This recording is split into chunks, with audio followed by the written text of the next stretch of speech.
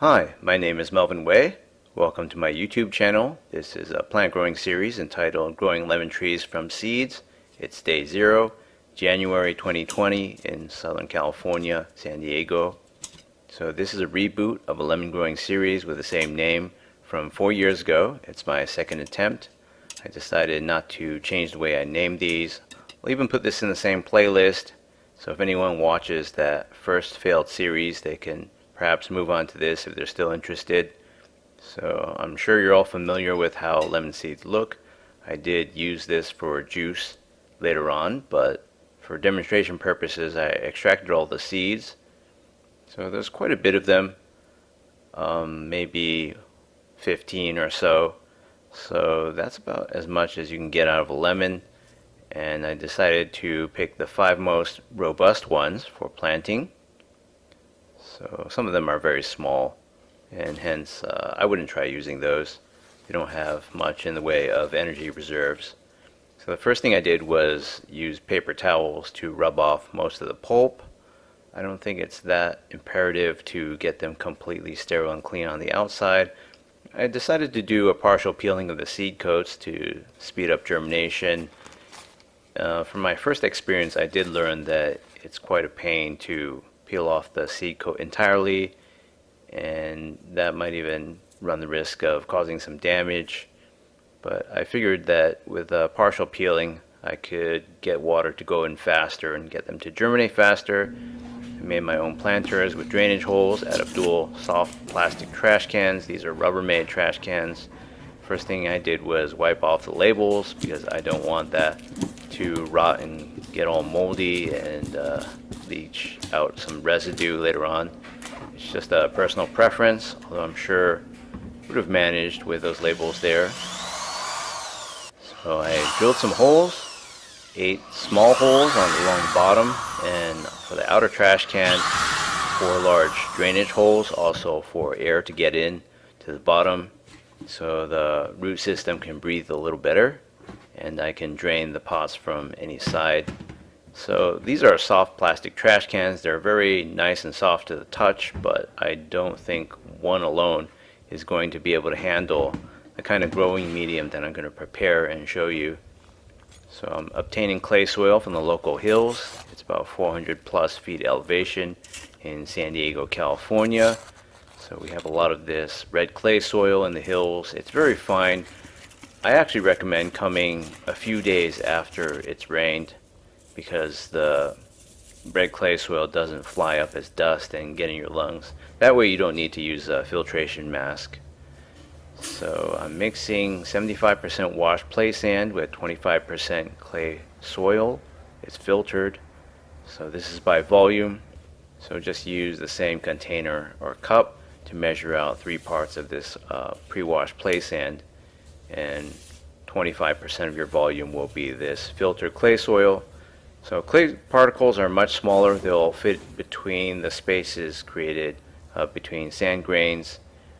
And if your clay percentage is too high, say above 40%, then the whole thing is going to congeal together like a brick, and you won't get the permeability you need in terms of oxygen to the root system and also for water.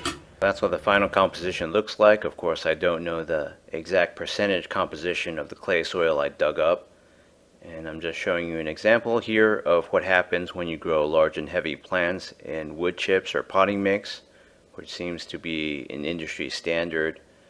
And these cement planters do have drainage holes on the bottom, and some of them even appear to have air pipes to get more aeration down there.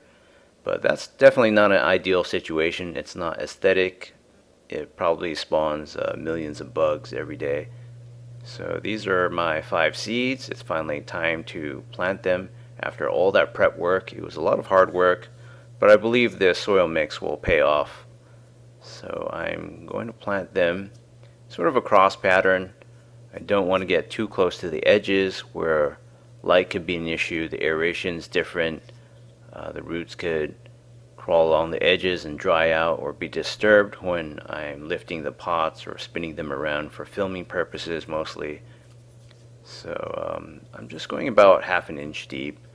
maybe 1 to 2 centimeters deep, and I'm planting these in no particular orientation because they are slippery seeds, and I don't think it matters that much. The root system and shoot system will find its way to be in the proper orientation soon enough. So I'm compacting the sand soil mixture, and I use plastic wrap to preserve moisture in the top layer of soil mix until the seeds germinate. So I wonder how long this will take. So it's day 20. So of course germination did occur slightly earlier, but after 20 days of 72 to 74 Fahrenheit or 22 to 23 Celsius, this is what they look like. There's 3 seedlings. The largest one has been facing furthest away from the large glass sliding door to the left of what you're looking at, and to the right is more towards the living room area where there's more warmth from my computer and the refrigerator, the oven, and the rest of the apartment complex. So it makes perfect sense, although 2 didn't germinate. I wonder why that is, but sometimes that's just what you get. But for the 3 that did, they're in a straight line and they're in a height gradient, which is very interesting. And I do believe that higher temperatures definitely help, although you wouldn't want to go over 30 Celsius, I believe.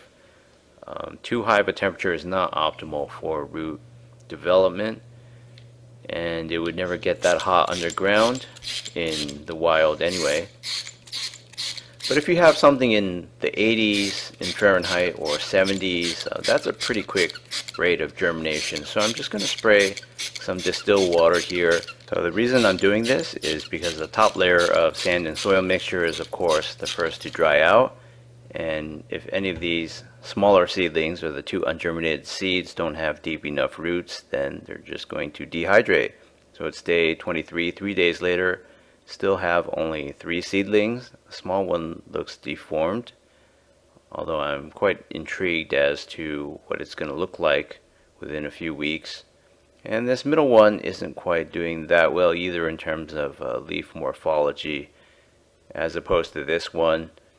So this is the eldest, the first mover, and I'm surprised the one in the middle isn't doing better since it has the best positioning, but this bigger one was in the warmest spot. So it's day 33. I moved my seedlings outdoors onto the balcony near the rail after day 23 to get sunlight because I don't have enough light indoors. It's just fluorescent light, which is for all purposes close to nighttime for a plant. So unfortunately this move exposed my seedlings to the cold nights of February, where it gets into the 50s or 60s in Fahrenheit. So that's quite cold. That's well below 20 Celsius. It's probably in the 15 Celsius, in the low teens in terms of Celsius.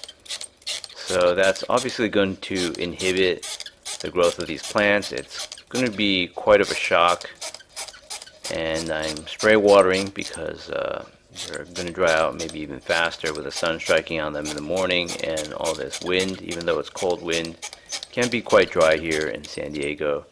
So on day 41, I found that all 5 seeds germinated.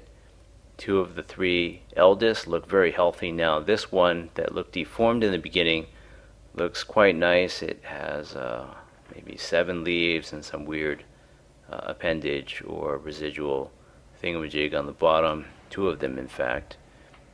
So maybe those can develop later, but it's an interesting seedling.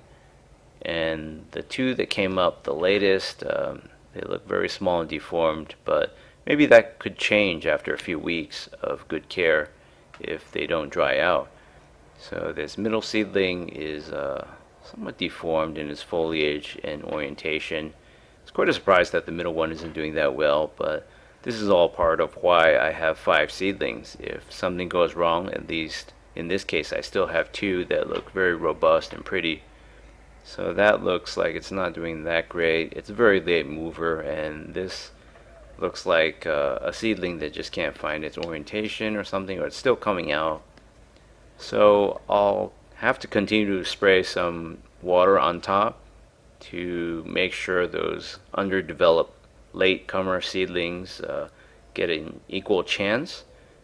I'm sure the 3 seedlings that are already established have roots that go probably 2/3 of the way deep, if not all the way to the bottom already. I prepared a squirt bottle full of Miracle Grow chemical fertilizer.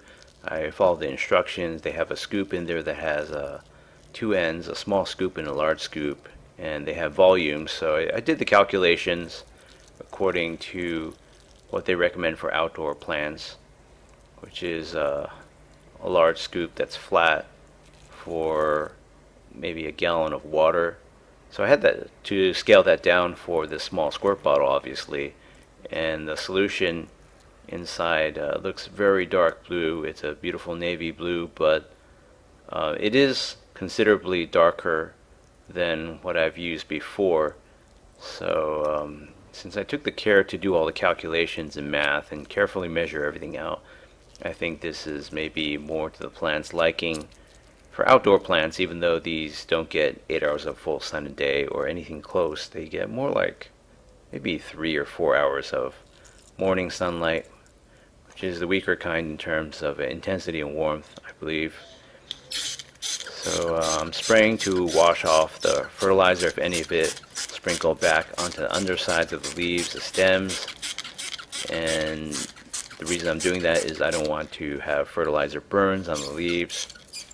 Although I don't think that's ever really been a problem. I'd like to just make sure that everything's all neat and proper to start with. So it's day 47. The growth is still slow due to the cold weather, I believe. It's early March 2020. This plant that once looked deformed is looking better and better, has the greatest number of leaves. It's very interesting. I didn't expect them, the first 3, to develop in such different ways. This middle one looks a little bit better now, and it looks like the tip of the leaf for one of these latecomers is a little burned. We did have Santa Ana winds, which are these compressed winds that go through the valleys from the high deserts, and for a while there we had very low humidities and very, very strong winds. So maybe the 2 latecomers got dried out. So I wouldn't be surprised if they didn't survive, but I think the conditions are good enough to where they might have a good chance of surviving. But I'm plenty content with having the 3 seedlings I have now. They're looking pretty good.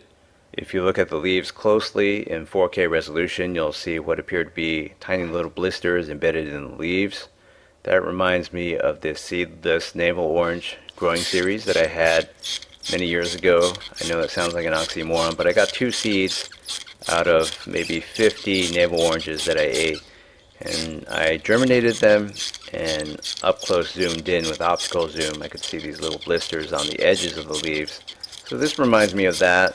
I don't know if there's any significance at all, but I'm off to a pretty good start, so I think this series should be quite promising compared to the last one. Thanks for watching, and please stay tuned for an update. Hello and welcome back for a second episode of Growing Lemon Trees from Seeds. It's day 55. This 4th or 5th seedling is doing nothing pretty much. It always seems like it's going to send out some new leaves, but even if it did, it won't catch up to these other ones. This corner one is doing very nicely. Has a lush dark green color to its foliage. It's displaying a little bit of phototropism, which can be corrected easily. This middle one is deformed. It's not doing too well, and I don't have high hopes for it at this point, even though it has the best position in the pot. And in the opposing corner, we have the most aesthetic seedling with the best looking leaves and most normal looking leaf development, in my opinion. And in the other corner, there was something growing there, but it never made it, which is hard to understand because they've all received the same conditions. Of course, there are differences due to positioning, but they're not great differences. So if you look at the color of the Miracle Grow fertilizer I'm using, I think I've been using too much, although I'm not sure that that has been causing any problems. Some seedlings have been doing really well, others haven't. So the coloration is due to the measuring scoops that come with it, and I think there's sort of an error in volumes that I'll touch upon later. So every time I apply fertilizer, I try to wash everything off the stems and the undersides of the leaves with a distilled water spray bottle. And sometimes when I think the entire pot is just too dry, I flood water from the top like this. It's really hard to estimate using these pots. It's day 61. There's a little bit of growth. This one's more straightened out. It's more parallel to the ground, the leaves. So as I was saying, there is a big soil mass in these pots, but due to it being 75% sand, it doesn't hold that much water, and it's two soft Rubbermaid trash cans stacked on top of each other. And the way I designed it, there's like about an inch tall gap in between the two at the bottom that can hold water. So it can go a little bit above that, the water table, so to speak. So it's possible that the very bottom inch of the soil and sand mixture in the inner trash can could be just waterlogged. So I might try to remedy that in the future by just drilling a hole in the outer can at the very base of it so water can just drain out. It's day 69. So this is one of those rare days where I get to film some footage in full natural sunlight. It looks beautiful. The seedling is doing very well. So as I was saying earlier, regarding drainage, a lot of these pots, because I have all my plants in this similar setup, except for the Joshua tree, I often find myself overwatering or underestimating how much water is in there because the surface looks dry, and then I have to tilt the pot and hold it at an angle that's almost parallel to the ground to get the water to drain out of the compartment created by the outer trash can for sometimes like a minute or two. And yeah, it goes off the balcony, creates somewhat of a mess. So I'm not sure what I'm going to do. Originally I designed it that way so that I could go on a vacation and potentially have a synthetic water table down there that could last the plant for a while. But I'm not sure that it's that important. I could always move my plants into the shade or just as far away from the sun as possible on the balcony when I'm gone for like 2 weeks. No matter how hot it is, I think they'll survive. It's day 77. You can hear the sound of rain in the background. Rained a lot in late March, early April, and mid-April in 2020. Of course, very little of that rain actually gets into these pots. Sometimes it did, due to the wind. So yeah, there's been the same pattern of development. These two in opposing corners are doing really well. This one is a really dark green compared to the others. It has some kind of weird vestigial structure at the very bottom of the stem that was there since the beginning. I still haven't figured that out. And the middle one is sort of all curved and deformed.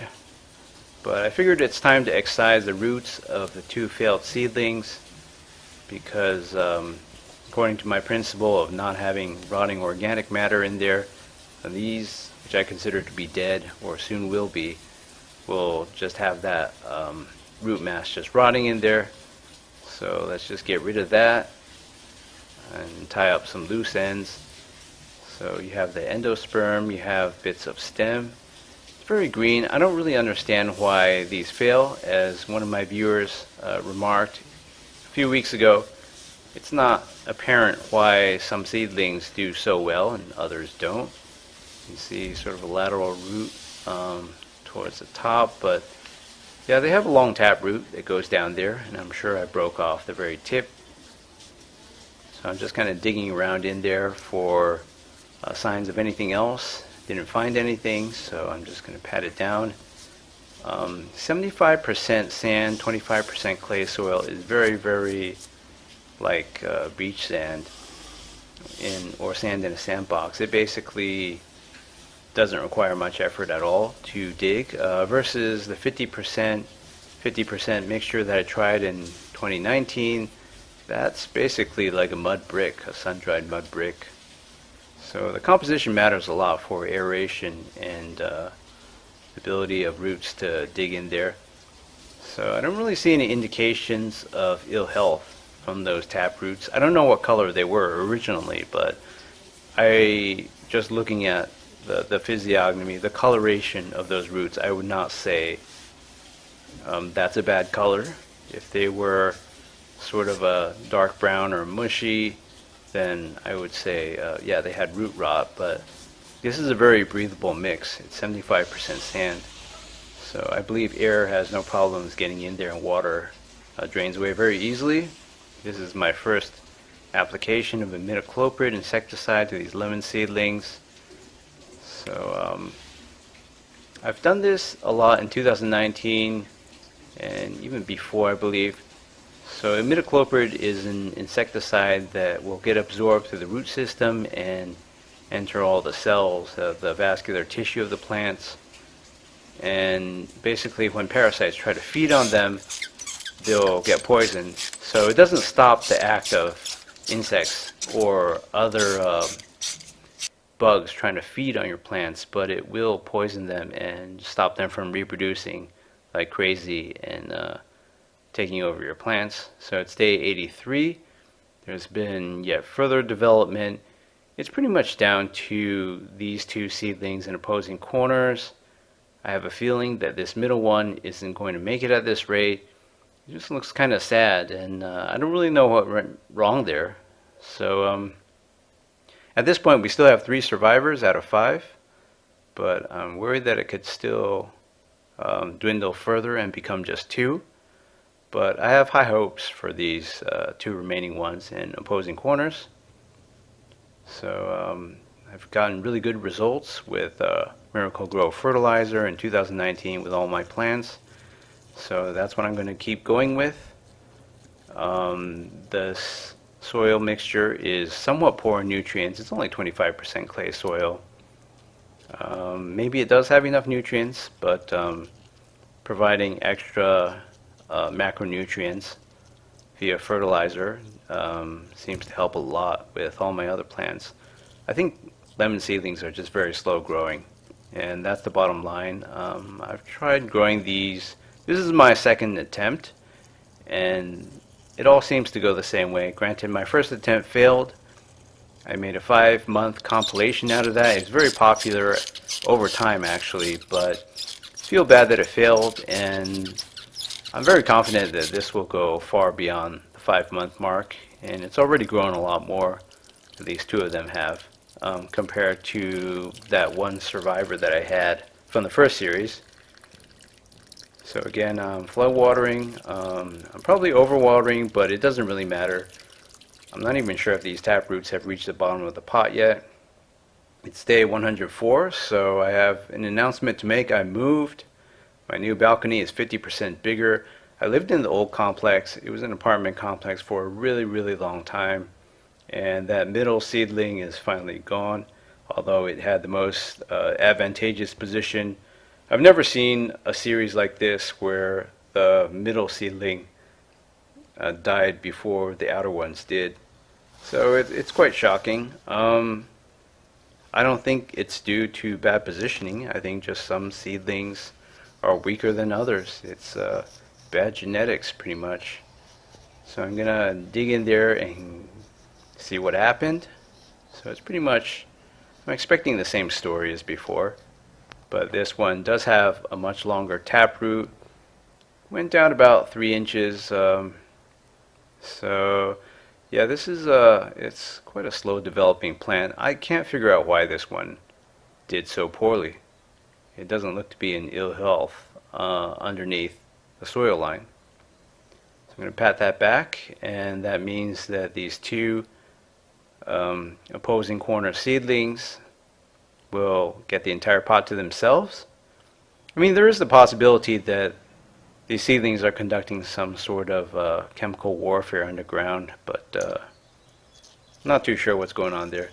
So I suspected that I used too much fertilizer, so I was using the smaller scoops, which said 1/4 of a mil, versus the large scoop, which says 15 milliliters, that is.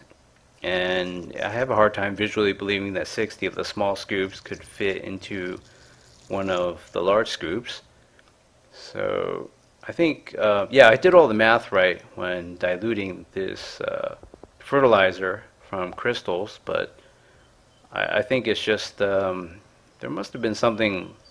Yeah, they must have labeled them wrong, or because I just looked at the math and the instructions over and over, and there's no way I calculated wrong. So anyway, I took the big scoop. I tried my best to take 1/8 of that and dissolve it in 475 mLs, which is about 1/8, 12 point something percent of 1 US gallon. So I get this color, which is a much lighter blue than what I've been using throughout this episode, as you've seen. So hopefully this won't cause any burns that maybe it did in the past, although only this one on the left has 2 leaves that seem to have been burned at the tips, so I don't really know. Welcome back for a third episode of Growing Lemon Trees from Seeds. It's day 111. The seedling that I view to be the more promising one on the right has a few of its leaves on the bottom, the early original leaves, a little browned at the ends, and one of them has been shed. This seedling, which looks a little more atypical in my opinion, has a bit of leaf curl with its early leaves, but they otherwise seem to be healthy. They've matured, they won't get any bigger, they're a very dark green, and the new foliage is lighter in color. So I believe that this one is going to be the more successful one just because its new leaves are much bigger and it seems to be responding better, except for those small little leaves that have been shed at the bottom. I drilled 2 holes on the very bottom of all 5 dual wastebasket homemade pots for drainage. Before that, the holes were about over an inch higher in that position, so they would collect a lot of fetid water. After I drilled those holes, the fetid water drained out and it kind of stank up the balcony until I flushed everything with tap water. So it's day 117. There's a continuous growth, but it's very imperceptible because these things are so small. So lemon seedlings just get off to a very, very slow start, and that seems to be the case. I've watched other people's videos, other channels that I'm familiar with, and that seems to be the case with other people as well. So all my other plants have been growing very, very fast compared to this. Maybe even the Joshua tree is growing faster than this. So at day 126, I have to mention 8 days ago, I gave half a gallon of dissolved fertilizer to all my pots. Although I followed the instructions, which is to take 1 big scoop, which is 1 tablespoon. I know it's an American measurement, dissolved in 1 gallon. That's supposed to work, but I saw some signs of leaf burn in my other plants, and I realized that leaf burn was what happened here. And you can see leaf burn in the 3 remaining lower leaves. You can see a dead leaf sort of off in the corner there. So the concentration of Miracle-Gro that's recommended on the container is actually too strong in my opinion. So I decided to fix the situation by doing a massive tap water flush of all of my pots. So for most of them, I filled them almost all the way to the rim. Not for this pot, because I didn't want to soak the leaves, the lower leaves, in water for too long. Although it really only takes like maybe 10 minutes or so to have the water drain out of this before I can water again. So on day 133, 4 days ago, I performed another massive tap water flush. I would say during this day of filming, I noticed perhaps the greatest growth spurt for all of my plants. And I think that's because prior to that, when I used the Miracle-Gro according to the instructions, the salt concentration and solute concentration was just way too high in all of my pots. So the roots just couldn't absorb any water through osmosis. And you just saw a bug there. That's because I'm filming at night, which is sort of atypical these days. I try to film during the day on weekends. At night when I have these LED panels out, a whole bunch of flying bugs just come over. So these are generally completely devoid of bugs. Nothing really bothers this pot. So I don't even know if the imidacloprid was necessary, but they're healthy and they're not attracting bugs. And they don't have all these spider mite webbings or even spiders around, which is good. Most people instinctively think that having spider webbings on everything is some sort of great thing, but really they only eat a fraction of the prey around that are bugging your plants. And the fact that they're there really suggests that there's a lot of prey around. Otherwise they wouldn't set up shop on your plants. So that means you've got infestations of all sorts of things. So that new leaf is more lightly colored, yellow-green, and it's the biggest one I've seen yet. And even these old saltburn leaves haven't fallen off. So just to expand on the concept of saltburn, which I mentioned earlier, saltburn is caused when the concentration of salts and other solutes is higher inside the soil surrounding the roots compared to inside the roots, inside the plant cells and tissues. So when that happens, the soil can actually pull water out of the plant to balance out that salt gradient, and hence the first place that the water will come out of is the tips of the leaves. So as you can see for the seedling on the right, that caused saltburn for some of the earlier leaves.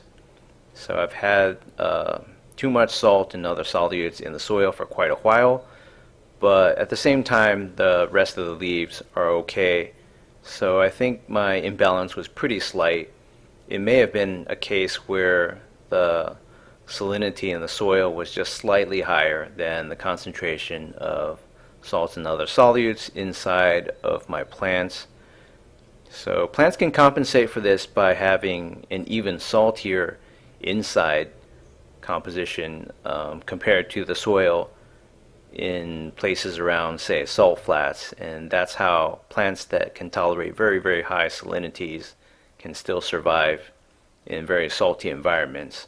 Otherwise they would just get all the water sucked out of them and totally be unable to maintain turgor pressure and grow.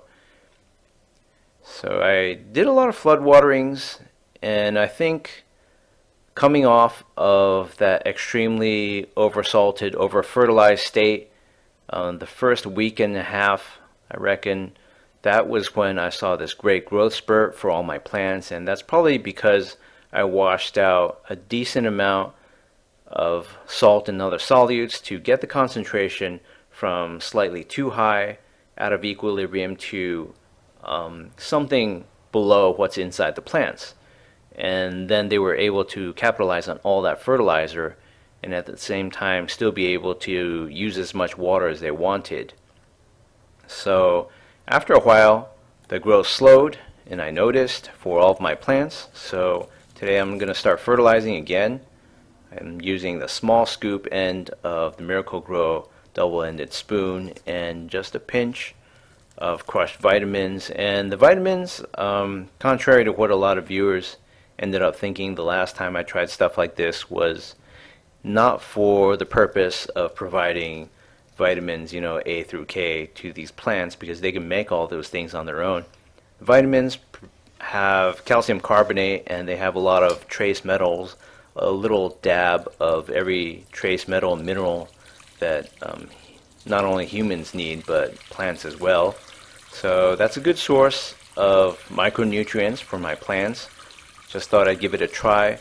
I think with this much reduced concentration of fertilizer, it's not a fixed measurement because I'm just using powder, and the reason I'm using powder is because I don't want the fertilizer to splash on everything.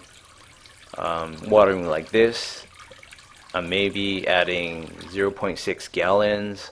I think that comes out to around 2.25 liters. So that's a much lower concentration than what I had before. It's much, much less than using the big scoop per gallon. So it's day 155.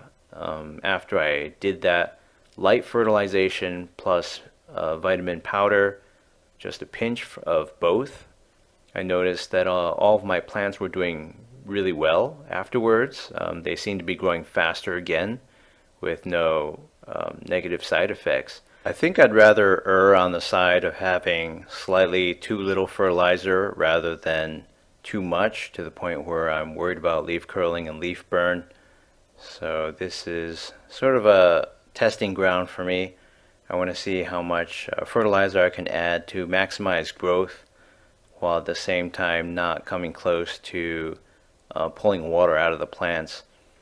So this is really important because my plants don't get any direct sunlight. They haven't for the last 2 months, actually 2.5 months since I moved them to this new place. So my old apartment got direct sunlight in the morning for up to 4.5 hours on the best day, and much less than that on the worst days, depending on seasonality. So I might have to wait until nearly fall or somewhere closer to the winter solstice to be getting sun onto this balcony directly for a few hours a day and reflecting off of the sliding door glass. But even then I had direct sunlight before in the morning and it didn't do that much for these lemon seedlings. This is just a really slow growing plant. It gets off to a very slow start, but I can see it accelerating. But I don't know if it's really going to accelerate on par with my other plants, which have pretty much all taken off. The Joshua tree, which is 5 years old, is practically growing faster than these at this point. So the new leaves are coming out here. It does look promising, but it's still so slow compared to all of my other plants. And I have to find an optimal point of fertilization.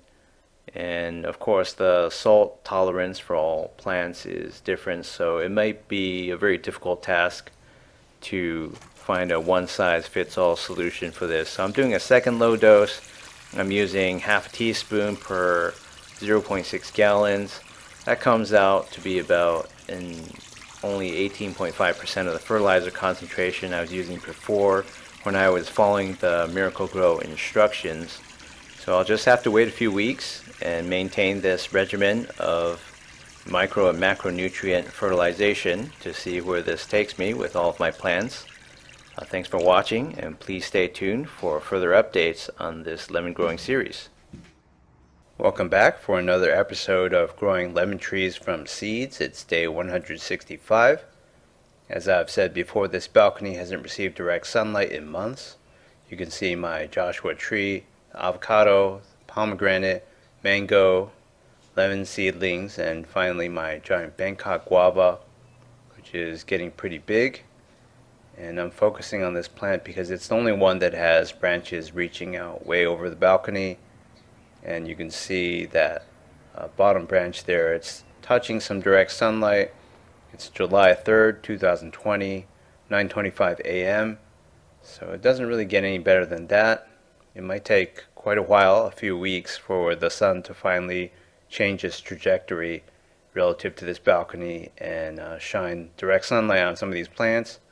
So it's day 166. The next day, you can see a little bit of branching there for this smaller one and a new leaf coming out on top. The stems on my lemon seedlings are very thin and fragile.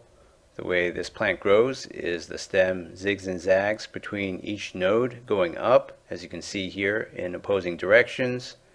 And for this top leaf, it's sort of an optical illusion. It's perfectly aligned with the new section of stem, but you could see a leaf primordia, the shoot apical meristem in the middle there. That's where another leaf and petiole is going to come out and go in the opposite direction.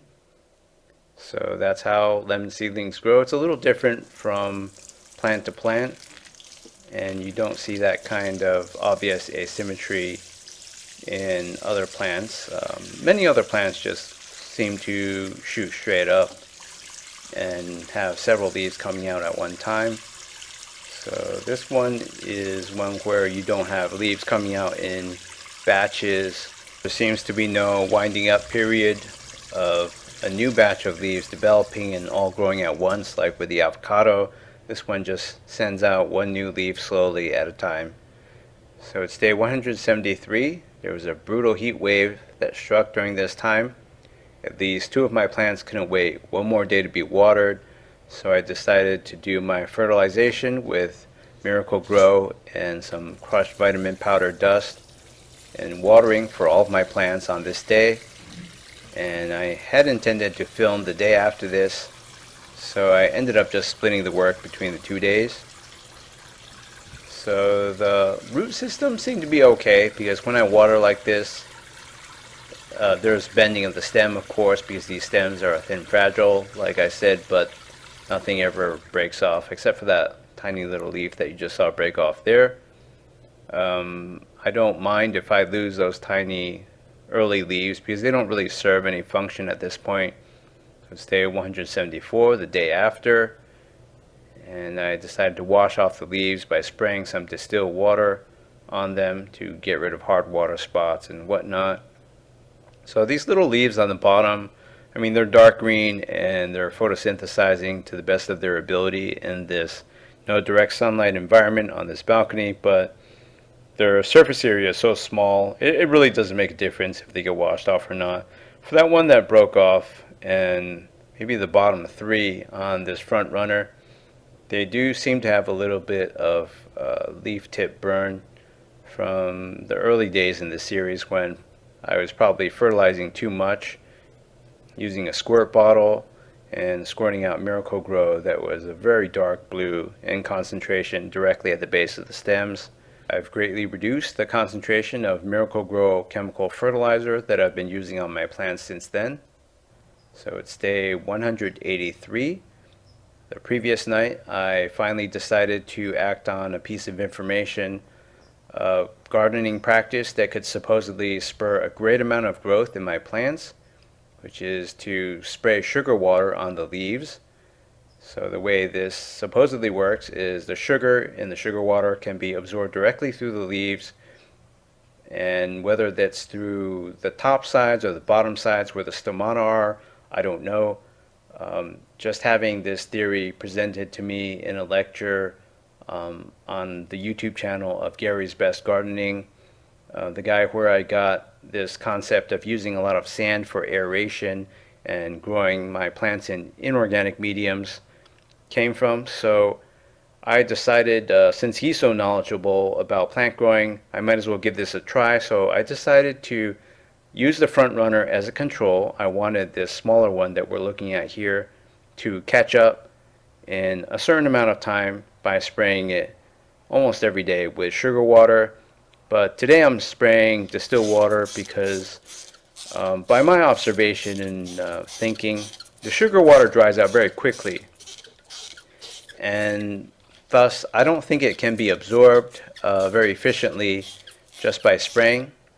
But at the same time, I'm not quite sure how any of this works. I think maybe the sugar could absorb or suck out water out of the plant, which then could be absorbed back in. I don't know. So it's day 184. I'm giving you a demo of how I prepared this sugar water. It's 1 tablespoon per gallon.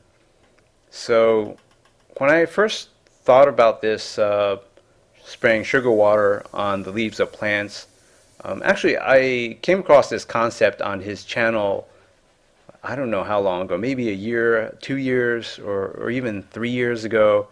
And I decided not to act on it because I thought that spraying sugar everywhere would just create this huge mess on my balcony. And it certainly will, but at the same time, yeah, maybe it could be worth it. So what I did right here was I poured in 1 tablespoon of sugar, got it up to the 32 fluid ounce mark, poured out 75% of that, and then used the tap to fill it back up to the 32 mark. So that equals 1 tablespoon per gallon, because I obviously can't fit a gallon in this water bottle. So now that it's done, I'm going to pour it into this spray bottle, and I've labeled it sucrose, which is the chemical name for table sugar. So anyway, I decided to go ahead and start spraying this instead of trying to manually apply it. That day 182 night where I decided to apply this, I was excited. I didn't have the means, I didn't have an extra spray bottle, so I put on some gloves and just made a dilution in a container, an open container, and started rubbing it on, but that takes forever. And as you can see here, there's all these glossy spots. It's day 187, and that's basically dried out sucrose. So you won't see it on the control plant because that hasn't been sprayed with a ton of sugar. So I was thinking, won't these plants get really crusty after being sprayed like that with sugar, and won't that build up maybe a lethal concentration for the leaves? Because I used to say on this channel, if you spray anything other than distilled water on the leaves of plants, you're going to burn them. And rainwater is basically nature's distilled water. So the logic is very simple. If you have salt crusted on the leaves or excessive amounts of anything such as insecticides, that those solutes are going to suck water out of the leaves and cause leaf burn much in the same way as a very salty soil would. So you can see a dead worm there on the back on the rim, and that's probably due to insects that were living in this clay soil dying from the imidacloprid application. I did a second application for all of my plants not too long ago. So after 4 applications of sugar water in 6 days, I gave up on this theory. It was very intriguing. When I first heard about it, I was just like a million thoughts went off in my head and questions, because I was like, well, is the sugar absorbed through the stomata on the backs of the leaves? Can it get through that waxy coating? It seems like it would be a great substitute for sunlight, which I don't get on this balcony in abundance, or I don't get any direct sunlight. Haven't gotten any for the last 3 months. And hence I was thinking, well, that's a great shortcut, because photosynthesis produces sugar. So if I can supply that exogenously through the leaves, won't that be a great substitute and make these plants just all take off like crazy? So Gary Matsuoka on Gary's Best Gardening, he was saying if you spray sugar water, you can do it once every 2 weeks. That's how they supposedly get 1,000-pound pumpkins. And he said if you don't spray sugar water, you can only get pumpkins no bigger than 500 pounds. So I'm no expert on pumpkins. I've never grown pumpkins. But just the thought that you could do this to any plant really, really intrigued me. But unfortunately, I don't think it works, because I tried 6 different plants and I saw no results. And the more I thought about it, the more I realized, 1 tablespoon of sugar, that's not a lot per gallon. And maybe on a giant pumpkin vine where there's so much leaf surface area, and you were to spray several gallons of that stuff to cover it in sticky sugar that would quickly dry out, then yeah, maybe you're getting a few tablespoons of sugar in there. But what is a few tablespoons of sugar for a plant? It's not a lot for, say, a fruit tree that's very, very large. That's just equivalent to just maybe, I don't know, like maybe not even a day of sugar production for a plant that's really big and producing giant, very rich fruits.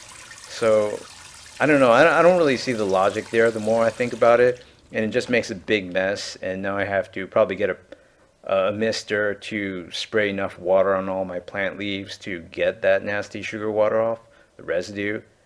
So it's day 201. You could see a little knocked over seedling of some weed maybe on the rim, the edge of this pot.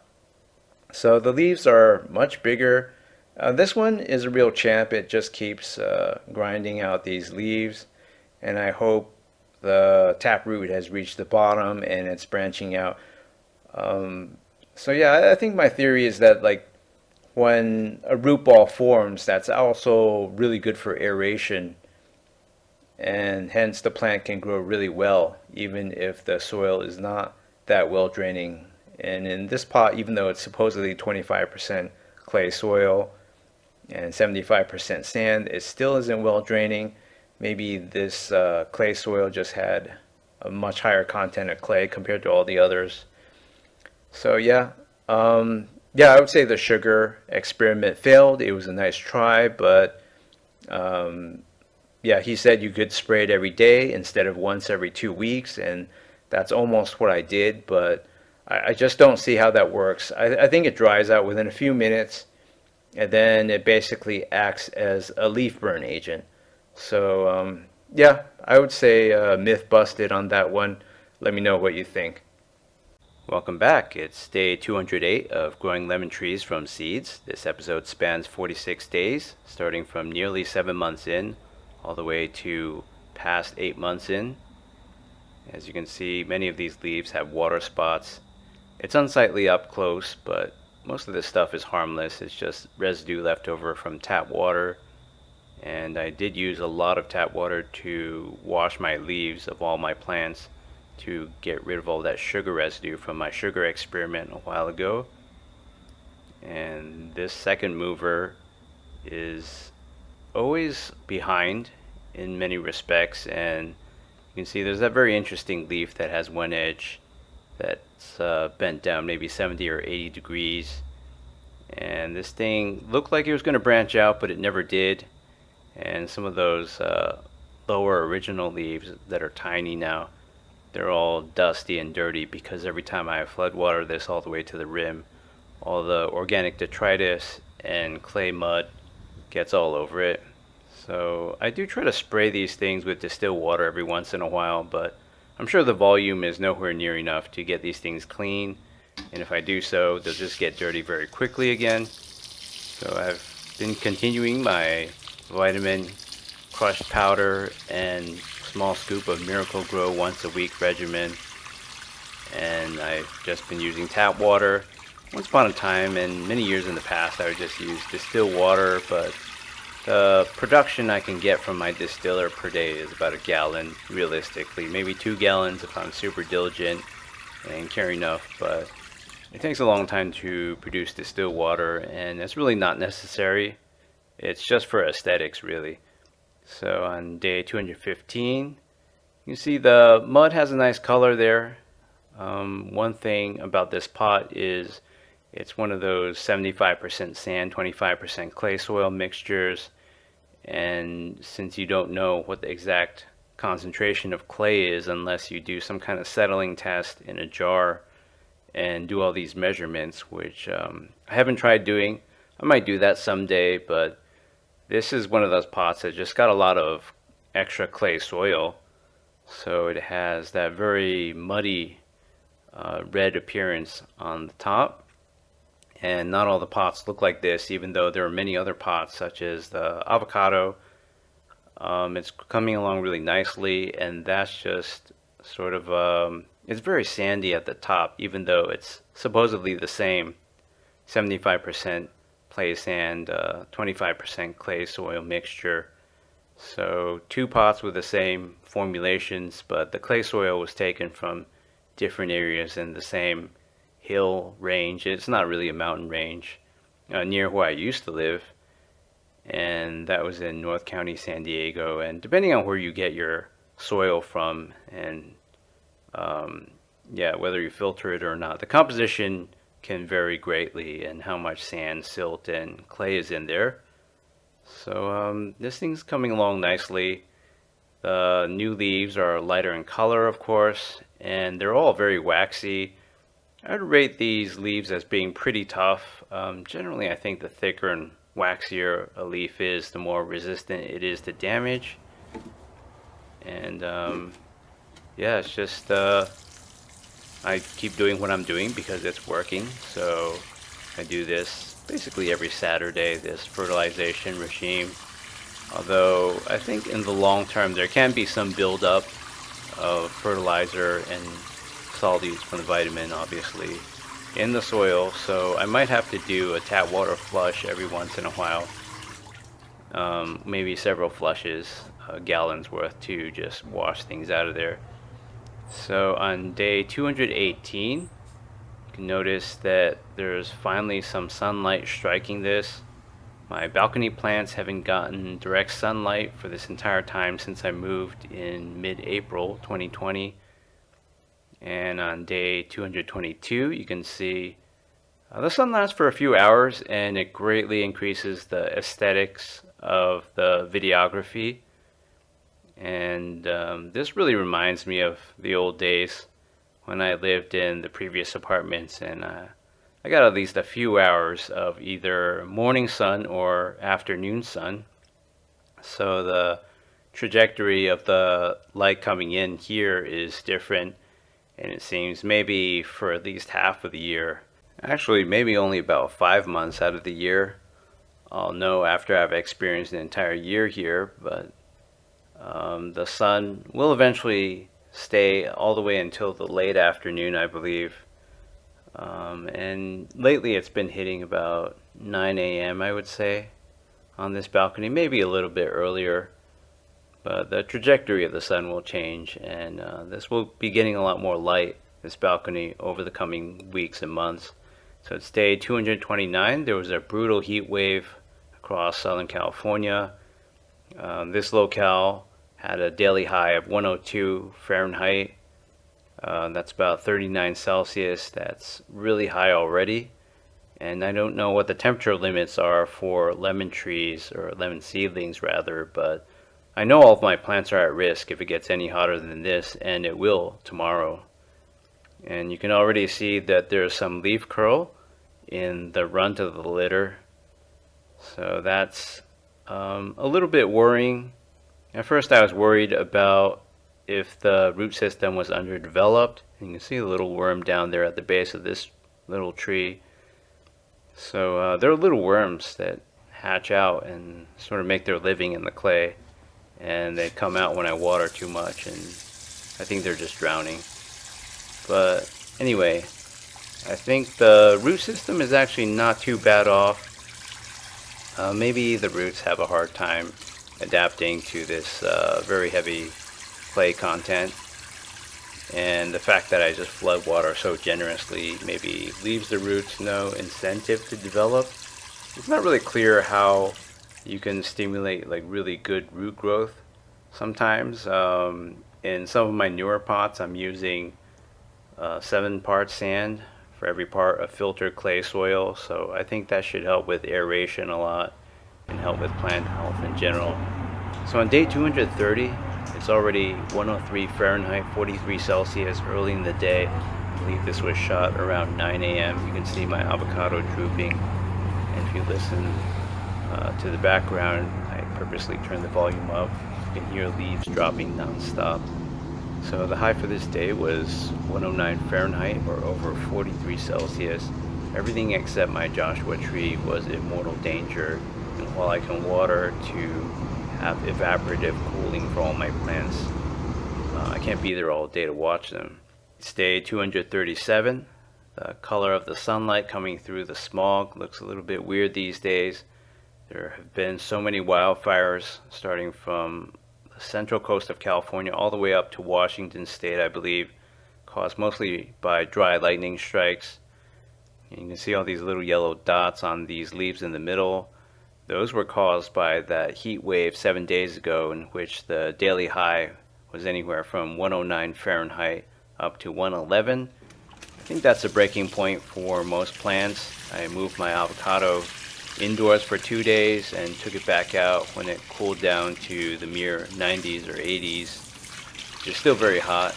In San Diego, summer is basically August and September. Those are the hottest months.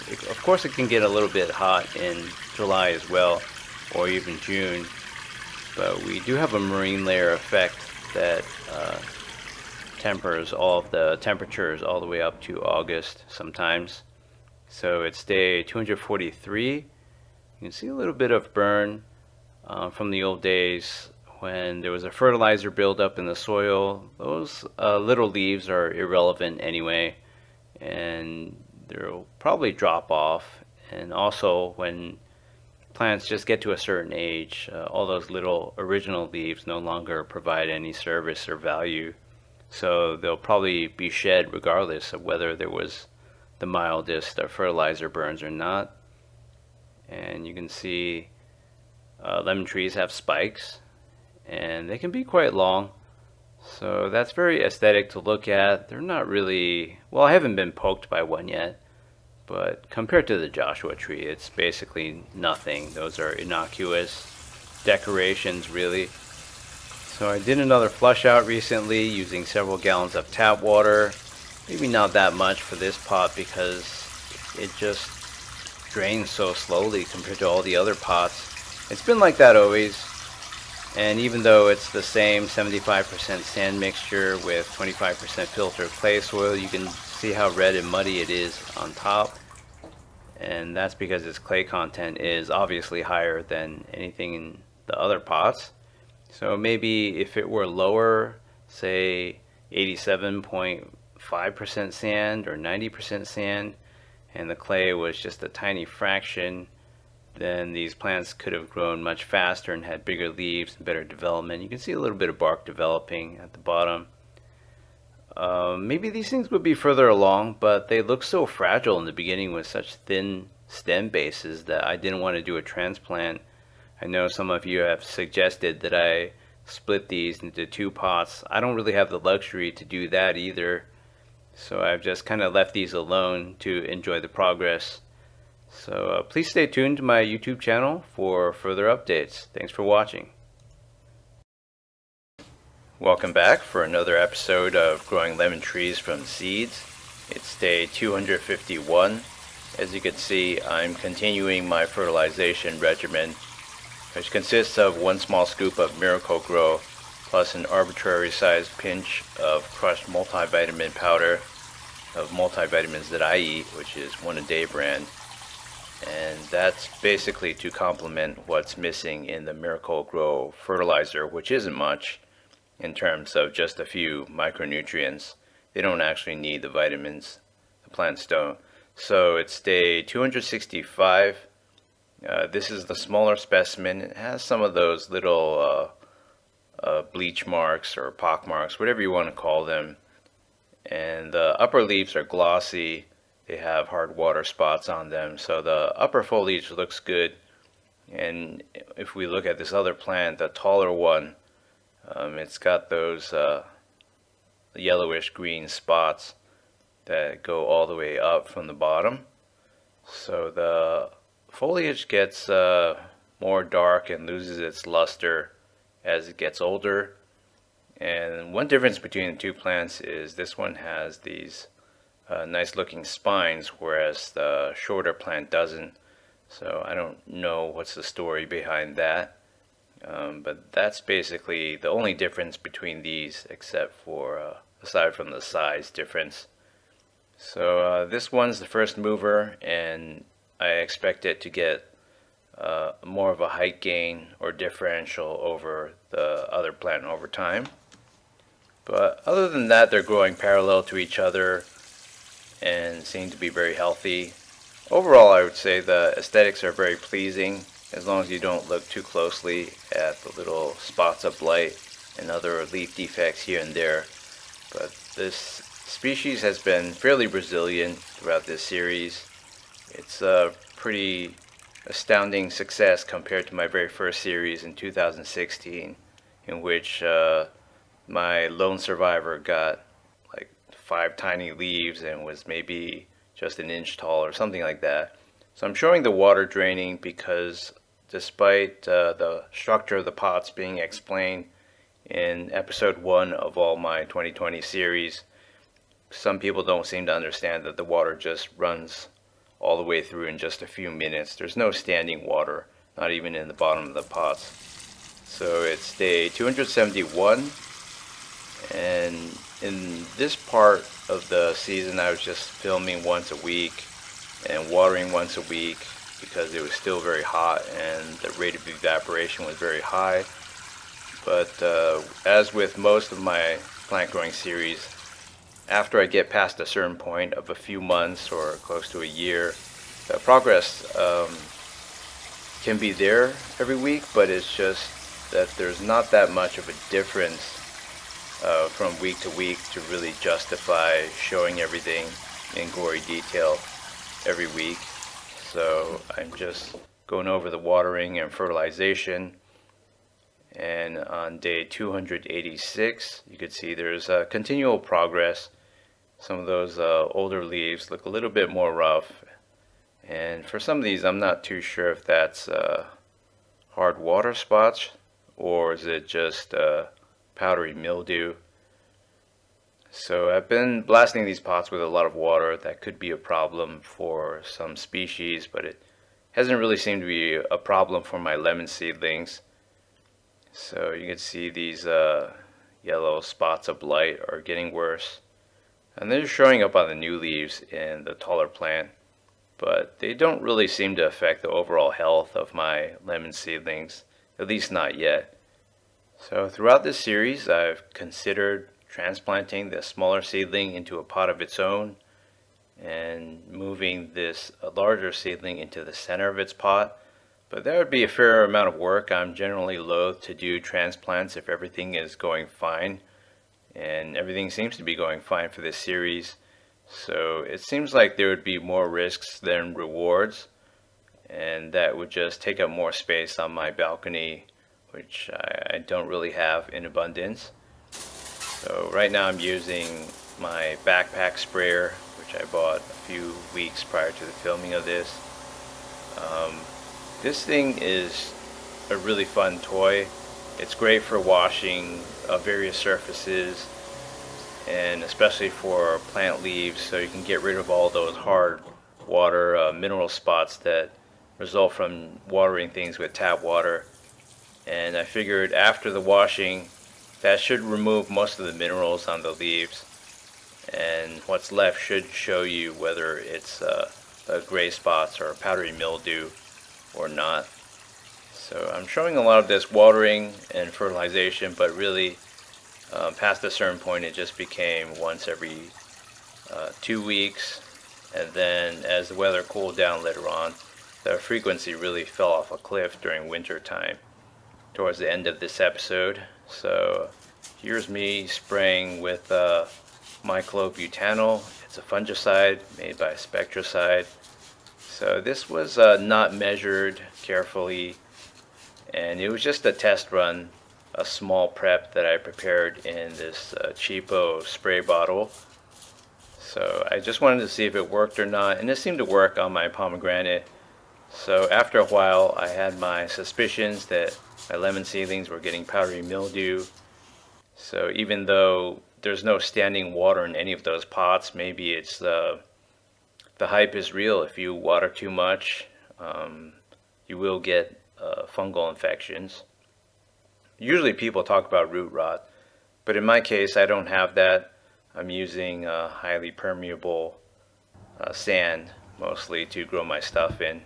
So the median recommendation for applying this fungicide to various fruit trees is about half a fluid ounce per gallon. So using this disposable plastic transfer pipette, I figured the average volume of 2 of these squirts, it's really hard to fill those things up completely, would be about half a fluid ounce. And I'm pouring in this gallon of sparklets distilled water. Now, it might not be an exact gallon, but this will be close enough and far more accurate of a measurement than what I used before, which was just an arbitrary guesstimate poured into a very small volume in a spray bottle. So I'll shake this thing up and use my backpack sprayer. This is my first battery powered backpack sprayer or backpack sprayer of any kind, and it really beats trying to use a manual spray bottle to spray down the leaves of my plants. It's just a lot more efficient. It's not as noisy and annoying, and it gets a lot more work done. So I'm spraying down most of my plants here with this Spectracide just to see if there's any additional benefit, because it really benefited my pomegranate tree. So it's day 307. These things are getting taller and taller. I'm really blasting through all this footage and trimming away the stuff that doesn't really show enough progress. So looking back, I don't know why I bothered to record every week. I mean, there's not that much of a difference, and we already covered a lot of the fine details of the leaves and things like the spines and the spots. So there's no need to just keep covering the same stuff over and over again. So this watering amount is also quite arbitrary. It's just however much the volume is from the soil line all the way until the lip of the trash can, the inner trash can. So yet more time has passed, and as you can see, there's been a lot of progress actually when you add it all up since the beginning of the video. The foliage is a little bit healthier than it was, I think, a few weeks ago. The new stuff looks great, but when you get down there, you can see all those spots. So there's been a lot of new growth, and this series has it's been very smooth actually for this period of time. So I think during the time of this filming, it was already approaching late fall. So it's day 321. So it's just continuous progress, and I didn't need to water as much as I did before. The rate of evaporation really drops off a cliff as you approach winter. And there's a lot of advice out there that says, for this plant or that plant, you don't need to water at all during winter time. I wouldn't go that far. If the top looks bone dry, after a few weeks, the entire soil or sand mass should dry out. So you also don't want your plants to just keel over one day, and I don't want to come home one day and find out there's no turgor pressure in the leaves and everything is wilting over. That's pretty damaging. In just a few hours, it can irreversibly damage your plant, and it takes a long time to recover from things like that. So I'm always sort of overwatering compared to what people expect, but somehow I've had experiences also during the summer especially where it seems like I've almost lost some plants due to not watering enough.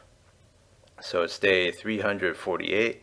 17 days ago I did a huge tap water flush. I was thinking there's too much salt accumulating, minerals accumulating in the soil due to all those fertilizations, and as you can see, things are looking pretty ugly here with all these gray spots of powdery mildew. I know powdery mildew is typically thought of as being something that looks white, that grows on various things indoors that are damp, but in this case it has a gray appearance throughout many of my plants because I've been providing the same conditions for all these plants. So it's also present on the other plant as well. So this is sort of the first time in this series in which this has been a problem, and despite me applying that spectricide in the right concentration, I think that tap water blast as the weather turned cold just really did a number on these two plants and several of my other plants. So I did start to let everything dry out for a few weeks, and I think I went maybe like 3.5 weeks between waterings at one point, but I'll probably just do a fertilization and let these dry out for a really long time as the winter progresses. So thanks for watching, and please stay tuned to my YouTube channel for further updates.